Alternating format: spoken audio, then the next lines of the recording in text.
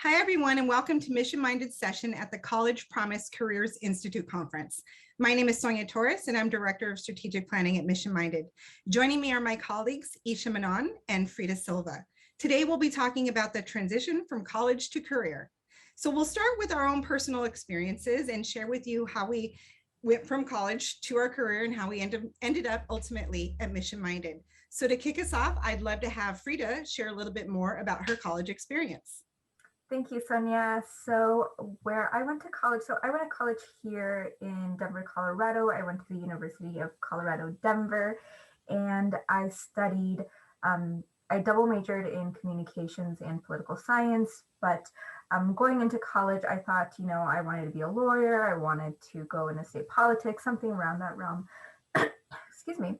And slowly halfway through my collegiate experience, I realized that law wasn't for me, that state politics in general was not for me, and I wasn't being stimulated creatively through those fields. Excuse me.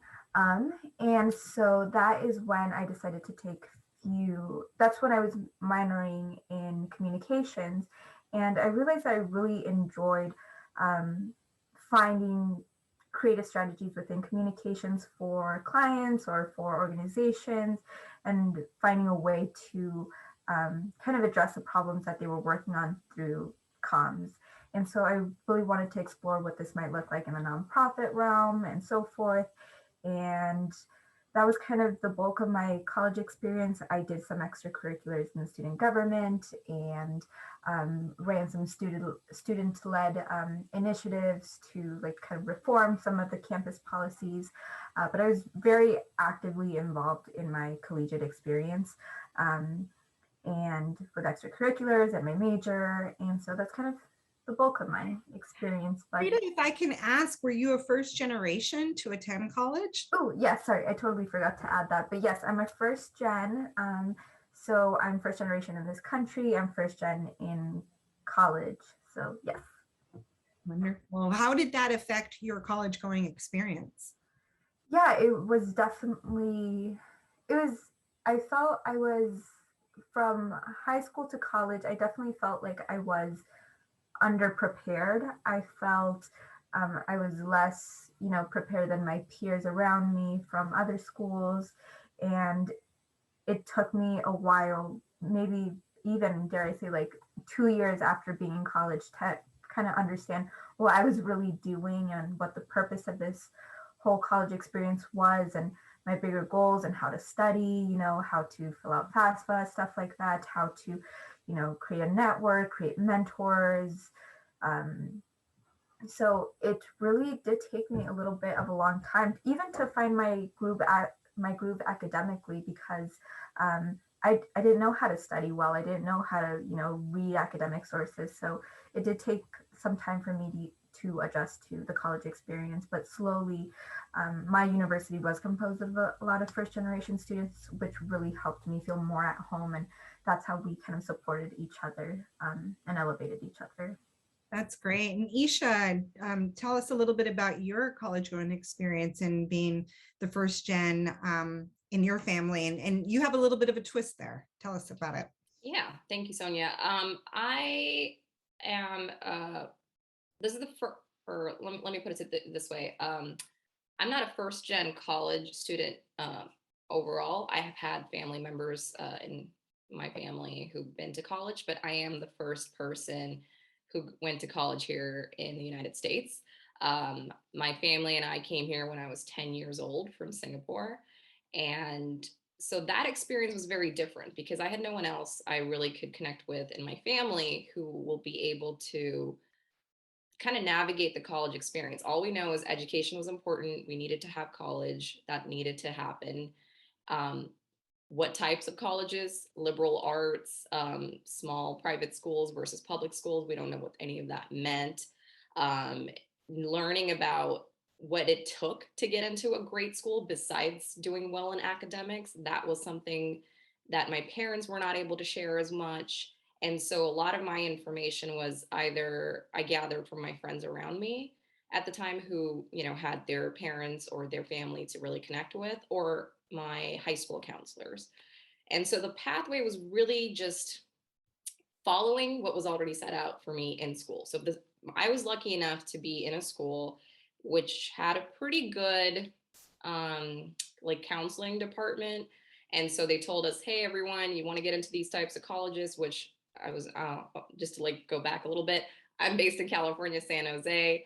And so Silicon Valley, so our schooling systems in California are pretty top notch. And so because of that, most of our students were kind of pushed into trying to get into the public universities. And so we had to make sure like, okay, you know, you got to have this many years of language classes, all of that.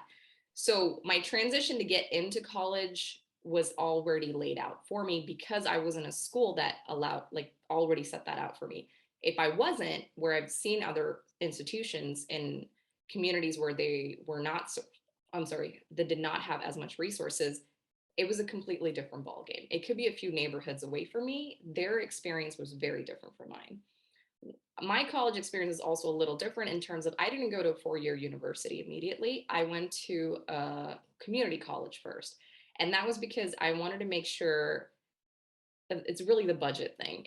Public universities, even though they are cheaper, it was still a big financial investment. And it was not an investment my parents had already set out for. They did not expect it to be that big. And I didn't qualify for the types of grants that would have really assisted my family as much. And so I started off with community college. I worked 2 jobs to pay for those 2 years in college.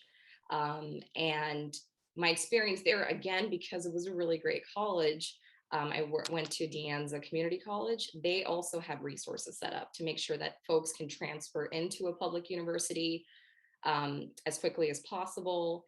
What we needed to get there, how we needed to perform in our classes, the types of extracurriculars you should get into. This is the type of major you're interested in. So a lot of these things were laid out for me, and I'm very privileged to be in that neighborhood, in that type of schooling. I was lucky enough to find jobs that matched with my schedule, which is another benefit of community college because you have classes all day long and you're with people from young age to those who are 60, 70, like you are really getting a worldwide experience. And once I transferred from community college to a UC San Diego, that's when my experience was very different. I did not feel supported as a transfer student. The 4-year folks who came from as a freshman to senior, I think they had more of a support. Transfer students did not have support. And because of that, I actually worked in the Career Center to create a transfer GPS program with the Career Counseling Center to figure out how to navigate, or how do transfers navigate the road to find the type of careers that they want. Mm-hmm. But that's what we had to instill, like transfer students had to kind of push for that. It was not already set up for that. And I think that was the biggest challenge that I've noted. Unless you're in a university that has these systems in place, there's a lot of things that the student has to do and the knowledge that they need to bring to succeed. And so that's where the big inequity stays in. Sonia, what was your experience? I feel like it might have been similar. Thank you for asking. As you were talking, I was noting some similarities and parallels and then some differences. So I attended a 4-year university, but my path there was different in that growing up in Southern California, being a first generation college going student wasn't uncommon, but coming from an all girls Catholic school was a little more different than my peers by the time I got to college. And so, you know, I feel blessed that I had a college preparatory, type of education leading into my 4-year college experience at UC Berkeley. So because I had the support and a little bit more of the resources, I felt like I was better prepared to enter college. But I will say, similar to you, once I arrived on campus, I did not feel like I had the individualized support or the community around me that was going to help me persist. I definitely felt more on my own and wanted to figure out a way that I was going to be able to thrive, but again, had to do that all on my own. And without dating myself too much, there was no internet at the time to really, reference or go to in terms of resources or even finding a community online to support. So there were challenges definitely there, but it also forced my peers and I to really connect with each other on campus. So, I found myself joining organizations that were like-minded or where people had very similar backgrounds or experiences to me. And that was wonderful. And that was what the blessing was of UC Berkeley in particular, being one, a public institution that is so large, but also so accredited with a reputation that draws people from all over the world. So my horizons were broadened beyond, where I grew up in a much more segregated area of Los Angeles, where people look more like me, and arriving on campus where everyone looked very different but found common interests or shared an immigrant experience or a first gen experience. That felt, that was something special. And that was something I definitely turned to in those moments where, you're uncertain, again, whether you can continue or if there's a way that, again, you can find the tools and the resources that you need when you need them, and to know that other people not only share the need for them, but you're working together to create them as well for future generations or people coming, up behind you, was also a really great experience. So thank you both for sharing. And I think we all, again, had our different paths, but ultimately found some points of connection once we got into the campuses and having those experiences. So let's talk a little bit about our transition from college to career. And again, Frida, I'd love to start with you. I know you're more of a recent graduate, so maybe you can tell us a little bit more of that transition into the working world. Yeah, of course. I think the two big things with that is network and experience that helped me transition from college to basically the real world, to establishing myself in my career. So I graduated college in 2020, which is a fun year to graduate. But I felt prepared. I felt excited. I really had this drive, and I didn't want to, take any gaps between that time. I really was motivated to finding a career, a first entry level position that I felt really good, where I could establish and I could grow. And I think first and foremost, being involved early on at my university through work studies, through student government, really helped me establish myself in my career, like learning some basic skills about how to, be in a workplace, how to support colleagues, how to send emails, stuff like that are just like essential skills that you can eventually apply and grow, how to be responsible in your job, how to get things, submitted, do deadlines and whatnot. So that really helped me start thinking about, start formulating those basic skills. And then halfway through my college experience, I was like, okay, I'm starting to grow my network within the university. I need to expand beyond that. And I don't feel like my university necessarily helped me prepare for that transition. I felt like it was my own drive that really helped me like see the importance of networking, because of the network that I had established through my student government. I'm like, wow, I'm really meeting a lot of department heads and administrators. I need to grow this so I have people that I could connect with once I leave the university and could be like, yo, are you guys hiring, and so that's kind of what had happened. I started going to conferences. Conferences was a big where I started to meet other people in the fields that I wanted to be in, and recruitment events. And I had met one of the people that I first worked for, and I'm like, I love your mission. I love what you guys do through a conference.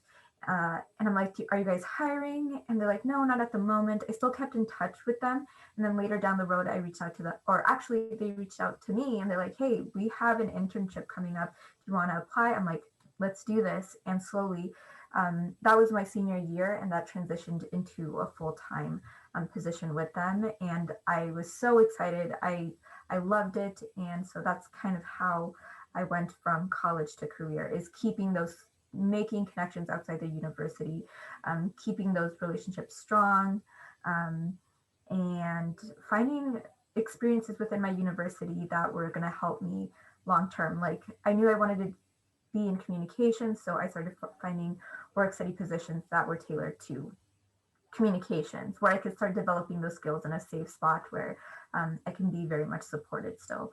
So that's for me. Esha, what about you? A great experience there, Frida. My experience was a little different.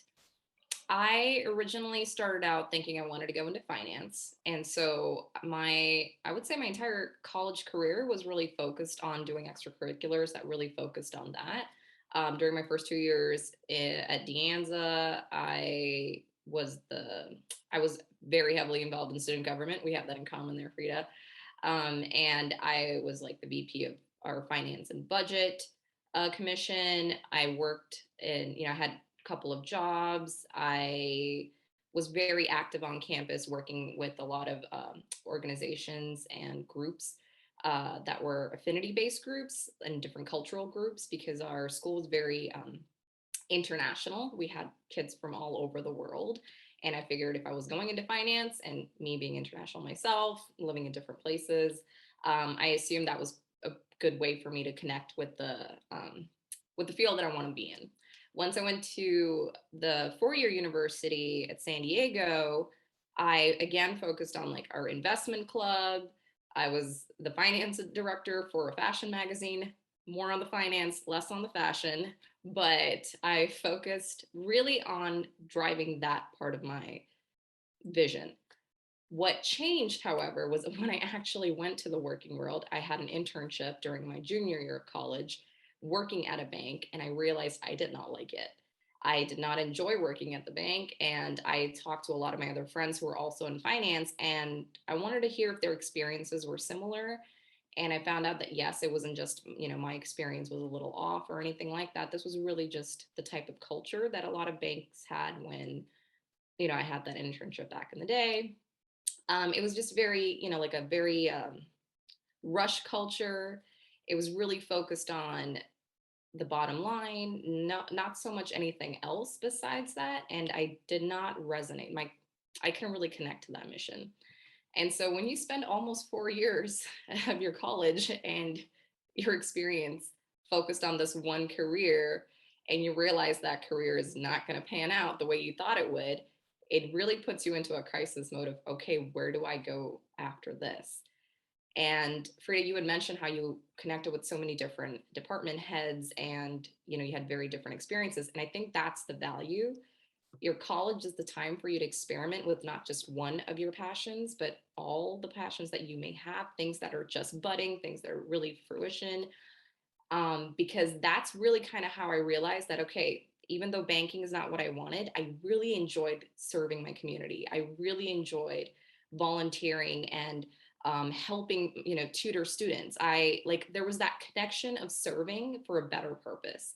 And that's when I launched my career at a nonprofit focused on economic research, which was connecting my major, which was economics. And the nonprofit work was focused on developing policies to affect working families and making their lives better. So it was connecting and bridging that gap of what your passion was, serving the community, and also connecting what I was learning for 4 years, which was economics. And it tied really beautifully in that organization. And that's where my main, I would say, like, I've been working for almost 10 years. Majority of my time has been dedicated to nonprofit work, either connecting with nonprofits, like being in the nonprofit world itself, or, working with nonprofits. And speaking of nonprofits, Sonia, your career started on the same vein. Tell us more. Yeah, thank you, Isha. And a lot of what you were sharing resonates with me because while we had a different way of arriving there, we both ended up in a space where our commitment to nonprofit organizations, kind of an intersection with our personal passion and our professional careers. But, coming out of college, and again, this was further back, I admittedly was intending to take a more traditional route. Having having been accepted to a four-year university, you don't want to squander, right, the opportunity. And initially thought I was going to major in English and somehow ended up majoring in rhetoric. And it ended up being the best thing. Really forced me to think outside the box, both literally about my future as well as just theoretically about just everything in life. But when I did major in rhetoric, a lot of my peers were taking that undergraduate degree and going on to law school. And so that felt like a natural next step for me. But in the time between leaving UC Berkeley and officially launching my career, I had started, actually, if I back up, I had started a lot of my community related service and what you were saying earlier, kind of the connection to community. I feel like that's a theme across our conversation right here because, back in college, I worked for the Student Advocates Office. I did a lot of volunteering in my community. I did a lot of mentoring. I did a lot of tutoring, working with elementary and middle school students in Oakland. So there was a lot of that continued even while I was at school and once I graduated, because that's what ultimately exposed me to the nonprofit sector. I hadn't actually thought about it. Like I said, I was thinking about law school. So when the opportunity arose to apply for a position in-house, I jumped at it, and it happened to be at the Hispanic Scholarship Fund. So that being not my first job out of college, I would say that was maybe even my third or fourth, but it was the position where I had made a conscious decision to dedicate kind of my career to mission-driven organizations. And how I got there was a mix of my own background, being the first generation, and knowing that I wanted to give back, being raised with the expectation to give back and help others. And then once I had exposure to the nonprofit sector and had a better understanding of what a mission-driven organization was, it just made sense to me to combine my personal passion with my professional experience and development. Because I had started off in the communications department. So I came up, learning the ropes around marketing, communications, which was wonderful because, again, my background, even though at the time when I chose rhetoric as my major, little did I know that the training and the schooling that I got around that would be applicable to the work I was doing, because it's persuasive discussion, it's persuasive writing. So going into marketing and communications felt like a very natural transition from my college experience into my early career. So thank you both for sharing your experience with that transition. And so let's stay a little bit more kind of along those lines with where we are in our careers. So we got started, and it sounds like, we clearly all had different ways or different, experiences at different organizations along the way before arriving at Mission Minded. So let's talk a little bit about that and how we arrived at Mission Minded. Frida, again, if you wouldn't mind starting us off. Yeah, so with my pathway to Mission Minded, again, kind of ties back to my pathway from college to career, which is still network. Because so the founder of our organization, Zach Hochstadt, I was connected to him while I was in college. I think it's my senior year of college, through a mentor I had through law school, like a pipeline program that I was going to do. But I'm like, no, I don't want to do that. I told my lawyer mentor, I'm like, I don't want to do law. I want to do communications, maybe for great causes. Do you know anybody? And she's like, yeah, I think I know this guy, Zach Hochstadt. he does communications for nonprofits. You should connect with him. I'm like, yes, please connect me. And I talked to Zach, and it was such a lovely conversation. If you know the man, he's very outgoing, he's very sweet, very passionate about the work he does, and he just sold me on, the brand of Mission Minded and the clients that Mission Minded has. And I was like, oh my God, that's so awesome. And at the end, he's like, yeah, if at the end of your collegiate experience, holler at us, let us know if maybe we might have something open for you. I'm like, oh, okay, word. Yeah, I'm going to save that for the future. But ultimately, I ended up going to another, it's a digital advocacy firm. And I did social media for their clients for the election. So when the election was happening, I was doing a lot of their social media to try to increase voter registration. And that was so much fun. I loved my experience. But, we need stuff like higher pay, benefits, and maybe not so much of a rush culture issue, like you mentioned. I was very much worked a lot, long hours. And I'm like, you know what? I need a place that's going to, help me live fully, let me have a nice work-life balance where I can get paid for, my experience now, benefits. And I'm like, I should probably transition. Let me call that guy, Zach, up again. Let me see if he has something available. And I reached out to him after a year of working after college. And he's like, yeah, we actually have this entry level position and we have another position. Choose which one you feel fits right for you. And I applied, apparently had a great interviews with our folks. Esha actually interviewed me, and we totally kicked it off. And so, yeah, that's kind of how I went to Mission Minded. And it was just, again, it was the network that I had established, and really studying, what they were looking for and how I can help them through my past experience. So that's my experience. But Esha, from being my interviewer, what was your experience? You were amazing, hence why you're here, Frida. That's how that went. But yeah, my experience with Mission Minded was actually a little bit similar, I would say, in terms of like happenstance would be the word, I would say, but just like the right kind.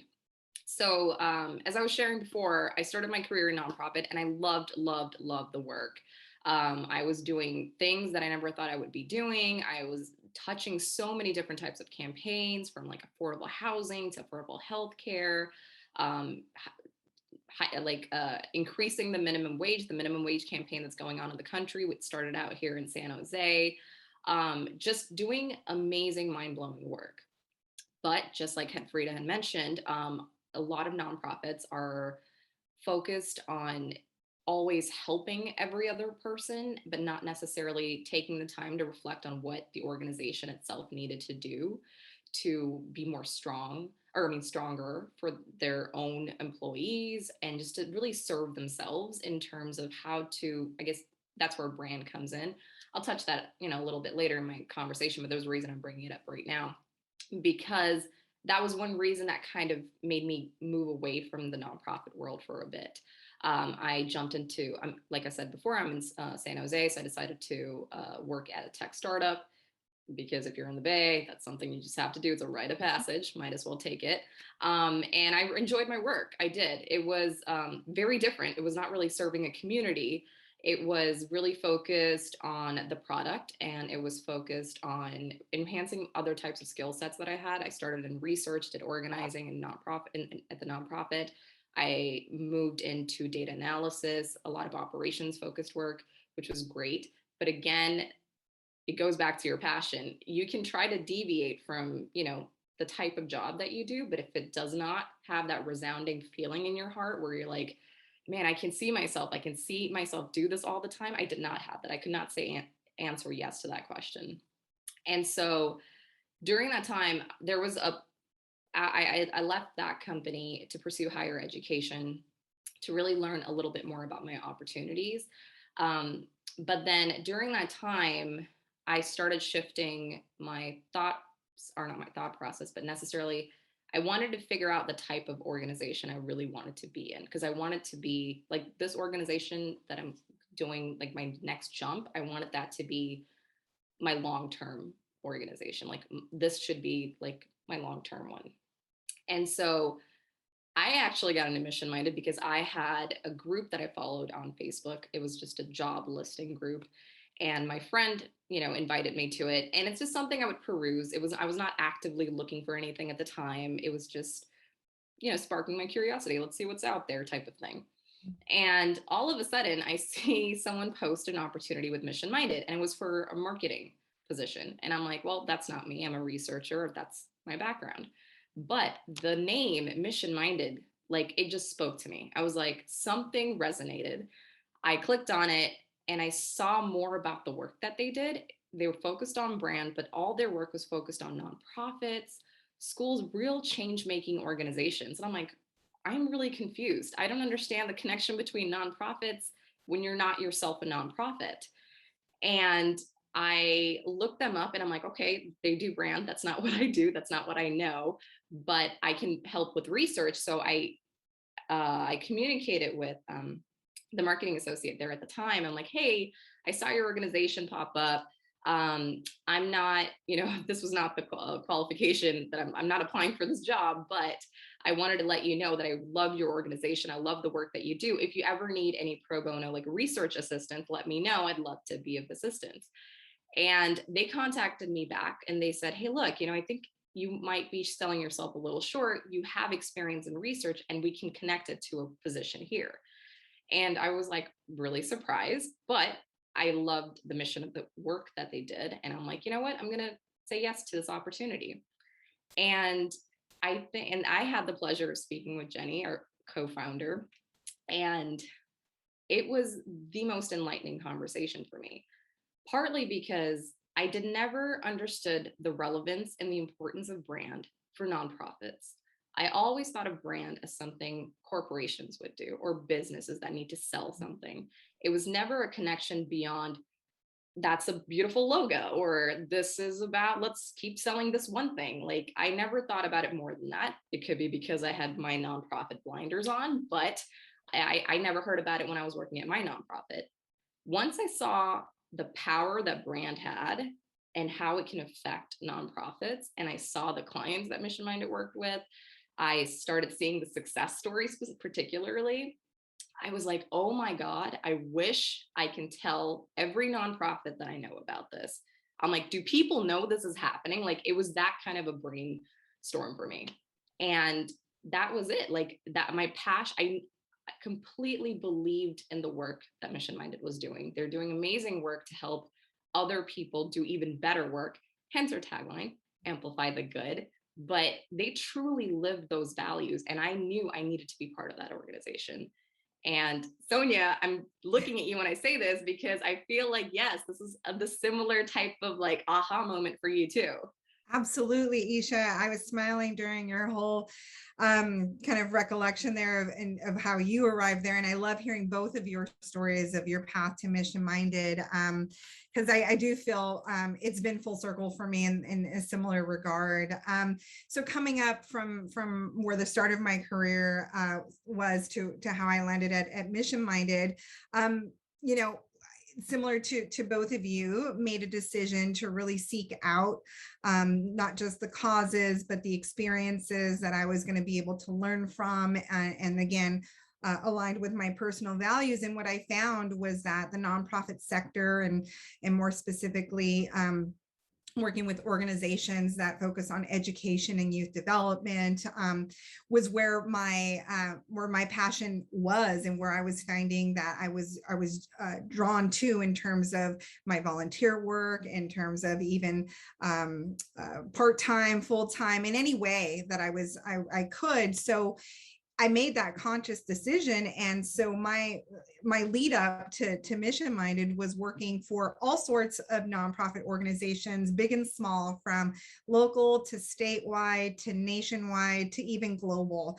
And it was a wonderful kind of trajectory in that regard, because I was able to see the impact, at every level in how organizations partner together, partner with governments in other countries, and looking at models of support and just the function and the importance that nonprofits have. And when I say that, I should actually say mission driven organizations, because it's not just nonprofits. And so, my career, now 20 years in, has been really been built around kind of working in that sector and dedicating myself to that work. And I did get to a point, though, where we start to ask ourselves, is what I'm doing still what I want to do? Where, am I having the impact I want to have? And I continue to support nonprofits and mission-driven organizations. And I just started thinking of other ways of doing that, that were beyond just working in-house, or even, with marketing, because in all of the roles that I had, there was a great mix of hats to be worn, because that's part of the work when you are in the nonprofit sector. A lot of people wear a lot of hats, resources can be stretched. So, but the benefit of that was being able to work in a lot of different types of, not just initiatives and projects, but it ranged, again, I mentioned marketing, I mentioned communications and branding, and it was a big part of that. And so as I started to explore, what was out there and where my next step would be, knowing again that I had a really strong background and career, not just in that, but also in strategic planning, because now I was at a point in my career where I wanted to see how I could help more than just one organization, right, reach their strategic goals and really identify what their future vision is. And that's what strategic planning is.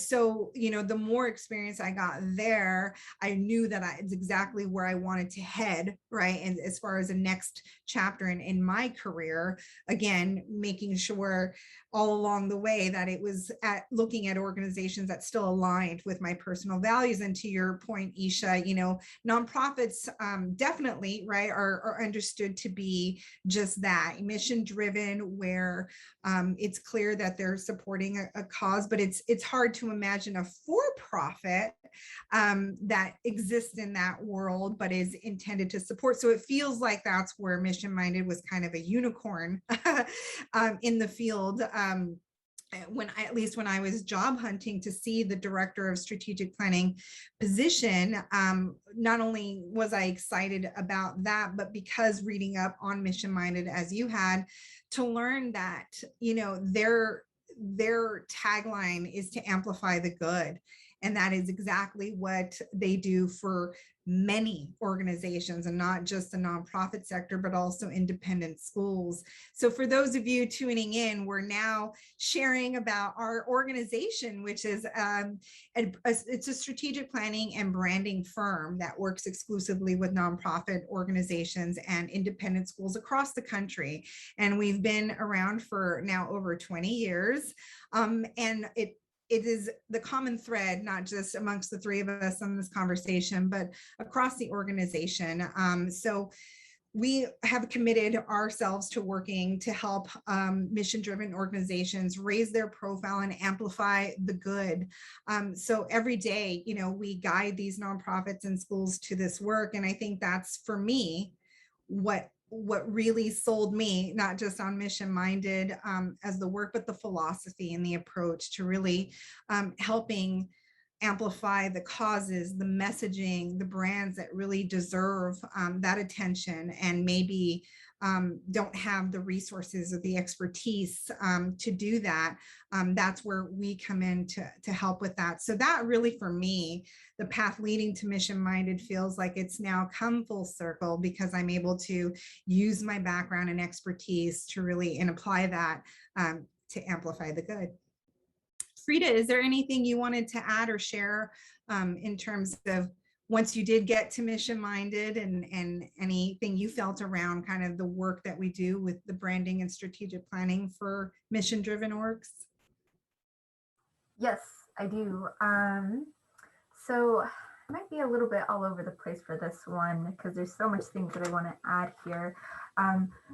So, right, we're a branding firm, and it helps us, being a branding firm helps us in so many different ways. It helps with our clients first and foremost, right? But it really helps us, it helps us internally in our organizational culture, and that it really, brand helps us think about, what are our values, what is our mission, how do we talk about ourselves, how do we show up as ambassadors of our own organization. And for an entity to know itself so well, its ins and outs, what they are as well as who they aren't, is really, when I was coming in, I was like, wow, these guys really know who they are. They know what their values, what their values are, and what their drive is here, is really compelling to some perspective, employee. And so I was really drawn by the fact that they're employees. So I went through different interview processes. Like, you guys all know how to talk about, the work that you guys do. That's incredible. You guys have this mission, have this passion and excitement for the work you do. And I wanted to be part of that culture. It drew me in because they knew themselves so well. And it was easy for employers to identify, oh, maybe that's not for me, or this is for me. So having that clear, being clear on who they are helps other people understand if they fit in or if they don't. And for me, I was like, yes, this is where I can excel in, this is where I can grow. And a little bit with when I was leaving my previous employer, and just in general, there was a lot of companies that were touting, about their DEI practices, and you never know this day and age if they're taking accountability, if it's true, if it's just something for the page, And so I asked Esha about her experience being a woman of color in the workplace, and she just said nothing but great things about Mission Minded. And when I came through, I was like, I see what you're talking about exactly. And so they keep here we keep each other accountable. We learn. We never stop learning.